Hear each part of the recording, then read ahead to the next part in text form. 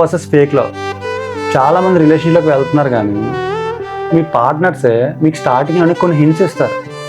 ఆ హింట్స్ని మీరు క్యాచ్ చేశారంటే అది true love or fake love అని చెప్పేసి మీకు ఒక క్లారిటీ వచ్చేస్తుంది. సో అది మీకు ట్రూ లవ్ అని ముందే తెలిస్తే యూ కెన్ కంటిన్యూ. అది ఫేక్ లవ్ అంటే మీరు అప్పుడే బ్రేకప్ చెప్పుకొని మీరు డిప్రెషన్ వరకు వెళ్ళే ఛాన్సెస్ ఉండవు మీకు. సో మీకు కానీ ఎవరికైనా డౌట్స్ ఉంటాయి ట్రూ లవ్ మీద ఫేక్ లవ్ మీద, ఈ వీడియోని ఎండ్ వరకు చూడండి, మీకు మంచి క్లారిటీ ఇస్తా. ఫేక్ లవ్ అని చెప్పేసి మీకు ఎలా తెలుస్తుంది అంటే వాళ్ళు స్టార్టింగ్లో కొన్ని హింట్స్ ఇస్తారు. ఆ హింట్స్ని మీరు క్యాచ్ చేయాలి. అందులో ఫస్ట్ ఏంటంటే అన్కండిషనల్ లవ్.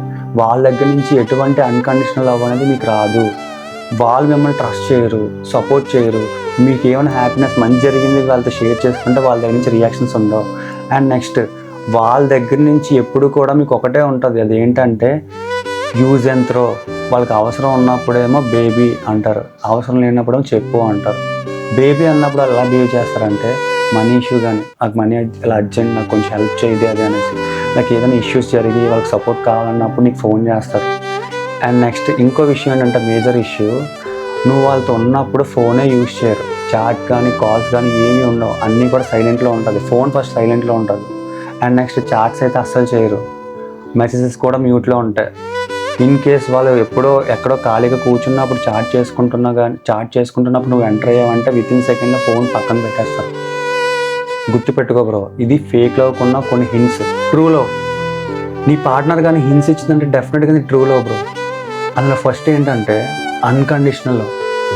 ఆ లవ్ ఎంత ప్యూర్గా ఉంటుందంటే నేను చాలా ట్రస్ట్ చేస్తారు, చాలా జెన్యున్గా ఉంటారు, చాలా లాయల్గా ఉంటారు, చాలా ఆనెస్టీగా ఉంటారు. నీ హ్యాపీనెస్ వాళ్ళ హ్యాపీనెస్లో ఫీల్ అవుతారు, నీ అచీవ్మెంట్ వాళ్ళ అచీవ్మెంట్లో ఫీల్ అవుతారు.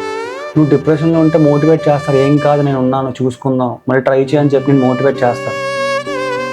వాళ్ళు ఏ పని చేసే ముందు నీకు ఒక మాట చెప్పి ఒక పని చేస్తారు బ్రో. నీకు ఏం చేయకుండా ఏ పని చేయరు, ప్రతిదీ కూడా డిస్కస్ చేసి ఏదైనా పని చేస్తారు.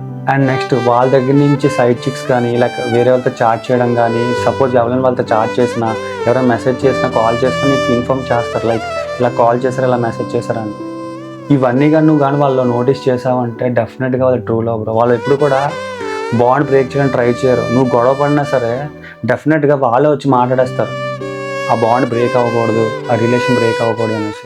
ఇది డిఫరెన్సెస్ ఫేక్ లవ్కి ట్రూ లవ్కి. మీకు ఒక క్లారిటీ వచ్చింది అనుకుంటున్నాను.